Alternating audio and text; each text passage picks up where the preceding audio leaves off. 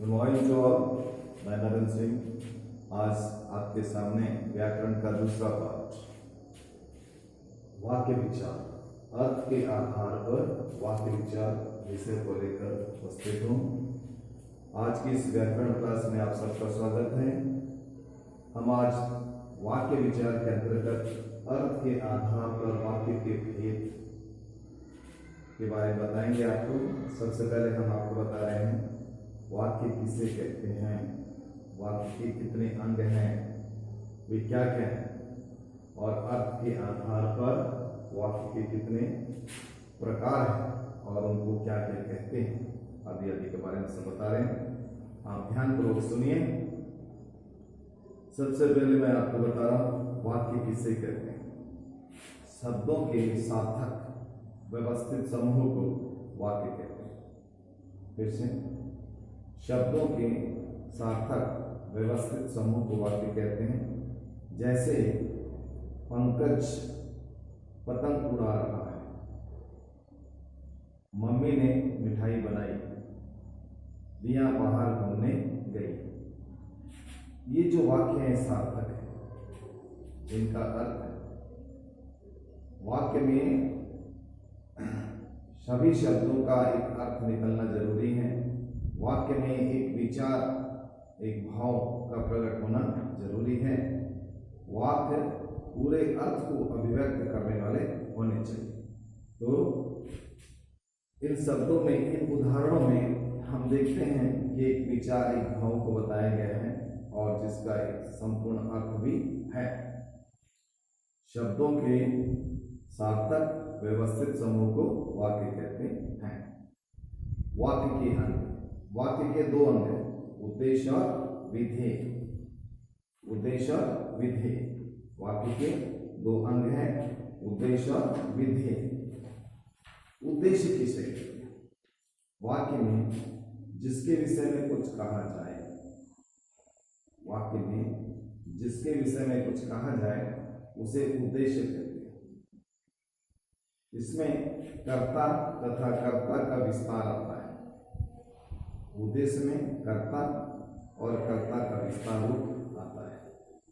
उसे उद्देश्य किसे कहते हैं? वाक्य में जिसके विषय में कुछ कहा जाए उसे उद्देश्य कहते हैं। इसमें कर्ता तथा कर्ता का विस्तार आता है। जैसे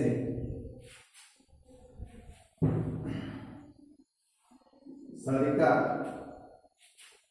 पुस्तक पढ़ रही है। यहाँ सारिका के बारे में बताया जा रहा है, अर्थात सारिका यहाँ पर उद्देश्य। इसके बाद है विधेय। विधेय किसे कहते हैं? उद्देश्य के विषय में जो कुछ कहा जाए उसे विधेय कहते हैं। फिर से, विधेय किसे कहते हैं? उद्देश्य के विषय में जो कुछ कहा जाए उसे विधेय कहते हैं। जैसे कुछ बच्चों ने देशभक्ति का गीत गाया। कुछ बच्चों ने देशभक्ति का गीत गाया। तो यहाँ कुछ बच्चे उद्देश्य हैं और उसके बारे में क्या कहा जा रहा है? देशभक्ति का गीत गाया। अर्थात यहाँ पर देशभक्ति का गीत गाया क्या होगा? विधेय होगा। विधेय में कर्म तथा कर्म का विस्तार तथा क्रिया का विस्तार होता है। विधेय में क्या क्या चीजें आती है देखें। विधेय में कर्म आता है और कर्म का विस्तार आता है, और विधेय में क्रिया तथा क्रिया का विस्तार आता है। इस प्रकार अर्थ के आधार पर वाक्य के दो अंग हैं, उद्देश्य और विधेय। अब हम आपको बता रहे हैं अर्थ के आधार पर वाक्य के कितने भेद हैं। अर्थ के आधार पर वाक्य के 8 भेद हैं। विधानवाचक वाक्य, निषेधवाचक वाक्य, प्रश्नवाचक वाक्य, संकेतवाचक वाक्य, संदेहवाचक वाक्य, इच्छावाचक वाक्य, आज्ञावाचक वाक्य और अंत में विस्मयवाचक वाक्य। तो इस प्रकार अर्थ के आधार पर वाक्य के 8 भेद हैं। इसमें से सबसे पहले हम आपको बता रहे हैं विधिवाचक या विधानवाचक वाक्य किसे कहते हैं। विधिवाचक या विधानवाचक वाक्य किसे कहते हैं। जिन वाक्यों में किसी कार्य के करने या होने का सामान्य रूप से बोध होता है, जिन वाक्यों में क्रिया के करने का या होने का बोध होता है, उन्हें विधिवाचक या विधानवाचक वाक्य कहते हैं। जैसे बादल गरजते हैं, अध्यापिका पढ़ा रही है, मुझे बाजार जाना है। तो यहां हम देखते हैं कि इन उदाहरणों में वाक्य से क्रिया के सामान्य रूप से करने या होने का पता चलता है। इन उदाहरणों में वाक्यों से किसी क्रिया के सामान्य रूप से करने या होने का पता चलता है, इसलिए ये विधानवाचक वाक्य हैं। विधानवाचक वाक्य में एक क्रिया होती है जिसके बारे में हमको सूचना मिलती है, और दूसरा है निषेधवाचक वाक्य।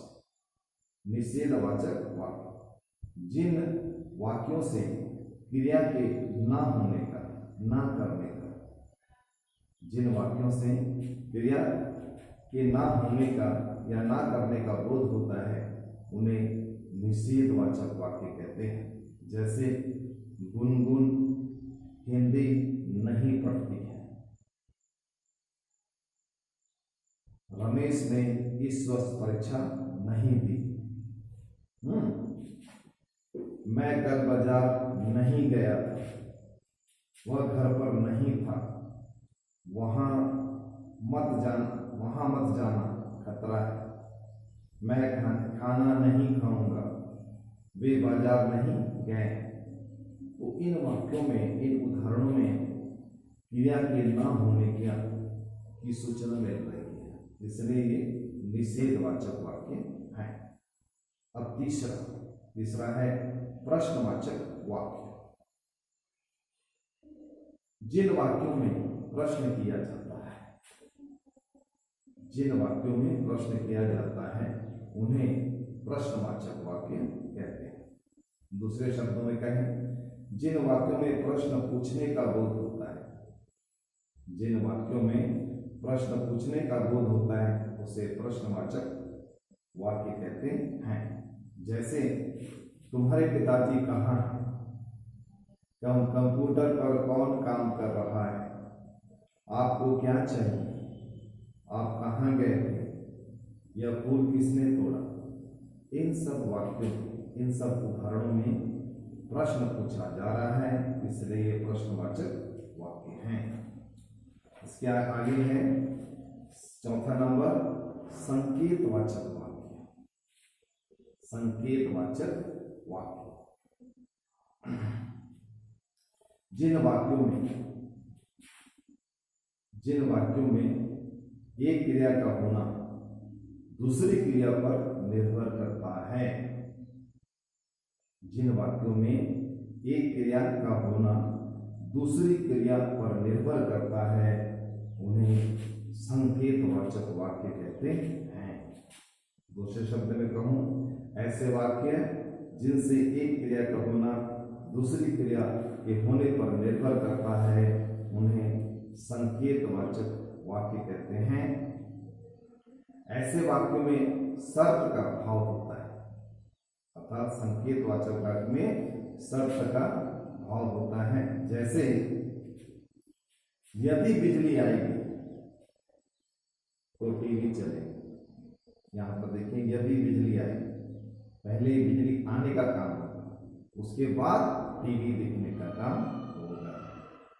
तो एक क्रिया जहां पर जिन वाक्यों में एक क्रिया का होना दूसरी क्रिया पर निर्भर करता है, उन्हें संकेतवाचक वाक्य कहते हैं। जैसे यदि खीर बनी तो बच्चे खाएंगे, यदि सिमरन कहेगी तो सारिका जाएगी, यदि वर्षा होगी तो फसल अच्छी होगी, यदि वेतन मिलेगा तो हम कपड़े खरीदेंगे।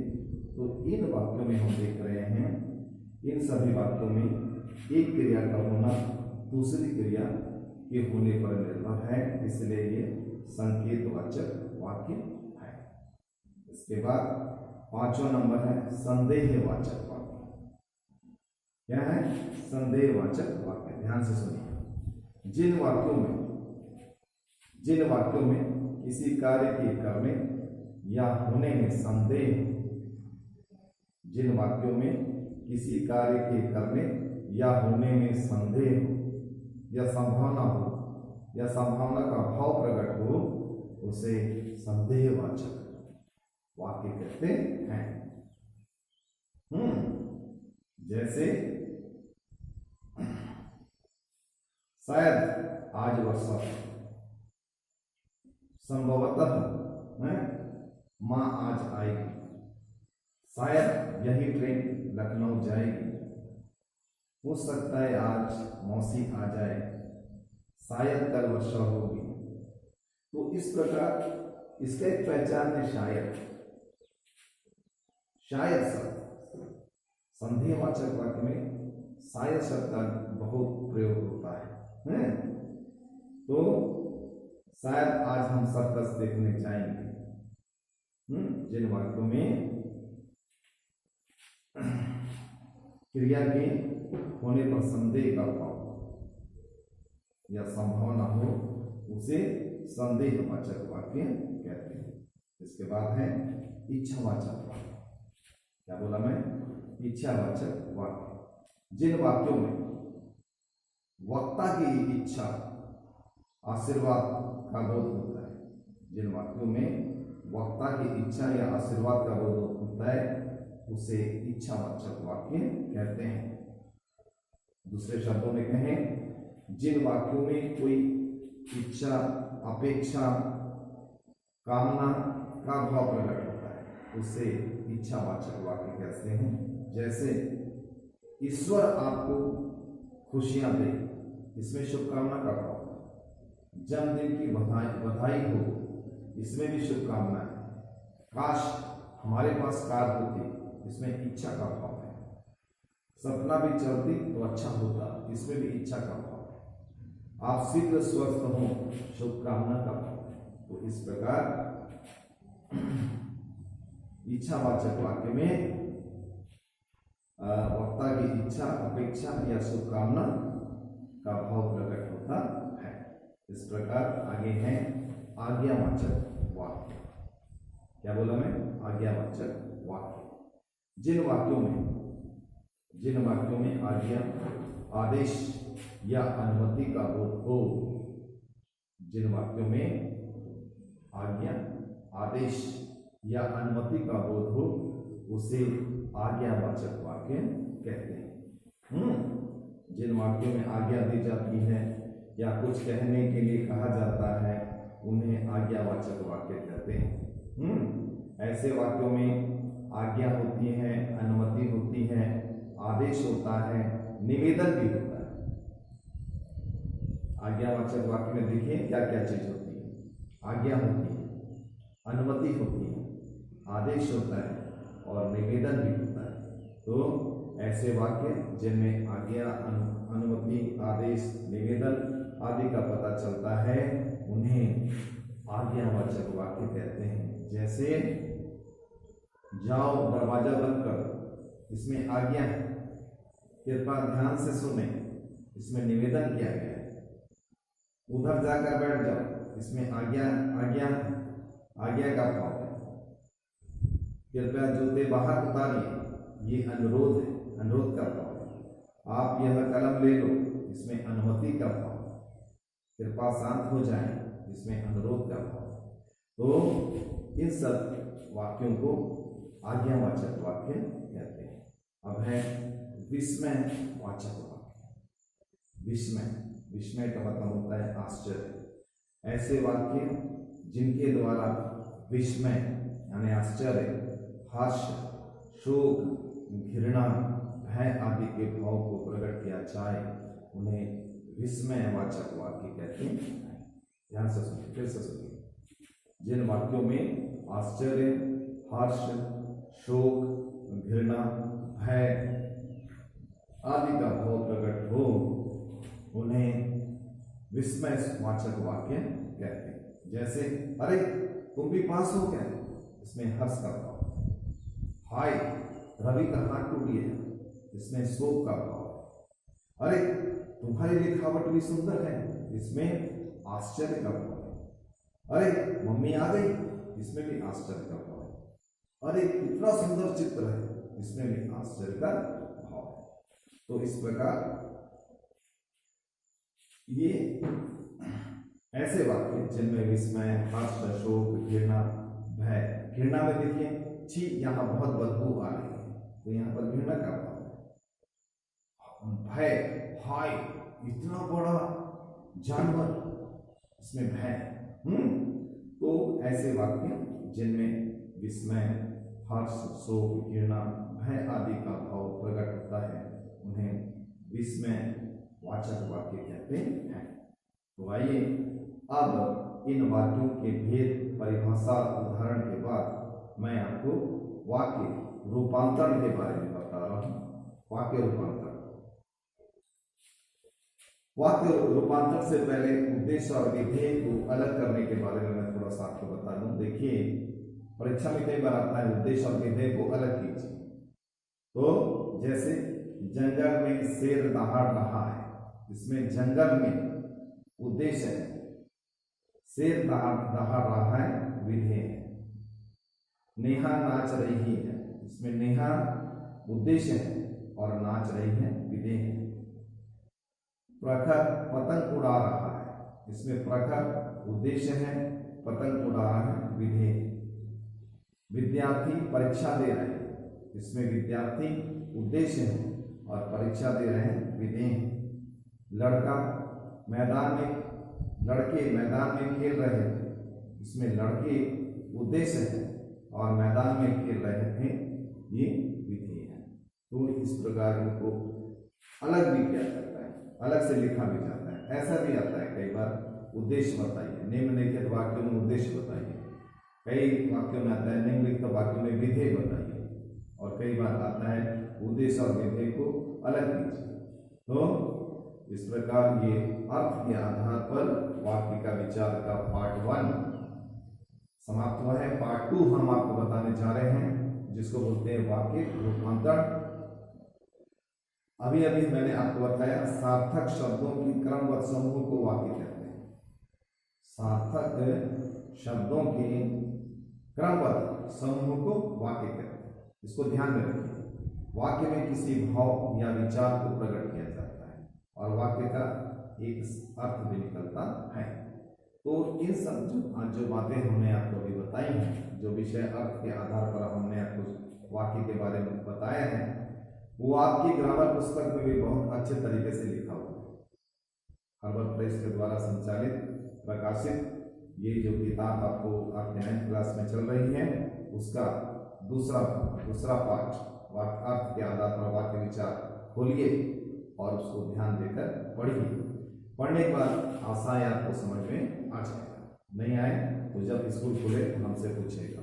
अब हम आपको बता रहे हैं वाक्य रूपांतरण, मतलब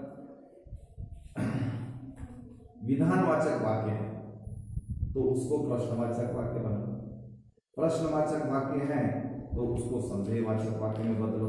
तो इस प्रकार जो एक वाक्य का रूप होता है उसको दूसरे वाक्य के में बदलना वाक्य रूपांतरण कहलाता है, वाक्य परिवर्तन कहलाता है। तो कुछ उदाहरण हैं जिसको मैं अभी आपके सामने बताने जा रहा हूं। उससे पहले कुछ विशेष बातें आपको मैं बता दूं, विशेष बिंदु मैं आपको बता दूं। निषेधवाचक जो वाक्य होते हैं उसमें नहीं और ना लगता है, मां लगता है, मत है, यहां मत बैठो, नहीं लगता है, ना लगता है, मत लगता है आदि शब्दों का प्रयोग किया जाता है। प्रश्नवाचक जो वाक्य बनते हैं उनमें क्या, कौन, कब, कैसे, किसने आदि शब्दों का प्रयोग किया जाता है और इसके अंत में प्रश्नवाचक चिन्ह भी लगाया जाता है। विस्मयवाचक जो वाक्य होते हैं उसमें अरे, वाह, हाय, छी आदि शब्दों का प्रयोग किया जाता है। संदेहवाचक जो वाक्य होते हैं उनमें भाव के अनुसार शायद, संभवतः, हो सकता है आदि शब्दों का प्रयोग किया जाता है। और इच्छावाचक वाक्य में ईश्वर करे, काश, आशा आदि शब्दों का प्रयोग किया जाता है। इस प्रकार यहाँ पर हमने आपको आज वाक्य विचार अर्थ की दृष्टि से वाक्य विचार के संबंध में विस्तार से बताया है। वाक्य परिवर्तन या वाक्य रूपांतरण के विषय में हम आपको नेक्स्ट क्लास में बताएंगे। और आज इतना ही है जो बताया गया है, पढ़ाया गया, आप उसकी किताब से, व्याकरण किताब से आप पढ़िए और उसको समझने का प्रयास कीजिए और उसको लिखिए रफ कॉपी में या ग्रामर कॉपी में लिखिए भी। लिखने का भी अभ्यास होना आपको जरूरी है। जहाँ एक और पढ़ना जरूरी है, दूसरी तरफ आपको लिखना भी जरूरी है, क्योंकि लिखने का अभ्यास जब आप करेंगे तभी आप परीक्षा में पूर्ण विश्वास के साथ लिख सकेंगे। अभी अवकाश का तुम्हारा समय चल रहा है, पढ़ाई से जुड़े रहना है। इस समय का जो परिश्रम है आपको आने वाले दिनों में बहुत अच्छा फल देगा। इसके लिए आप पढ़ने का और प्रश्नोत्तर लिखने का, सभी प्रकार के रोज के प्रश्नोत्तर लिखिए, पोएट्री के प्रश्नोत्तर लिखिए, ग्रामर के प्रश्नोत्तर लिखिए। आपके पास जो भी गाइड बुक, सहायक बुक है उसको खोलिए और उससे लिखने का अभ्यास प्रतिदिन कीजिए। हर विषय को पढ़ना है, ध्यानपूर्वक पढ़ना है और अच्छे से पढ़ना है। बस आज इतना ही। ओके, अब नेक्स्ट क्लास में हमारी फिर मुलाकात होगी। तब तक के लिए इजाजत हो। नमस्ते।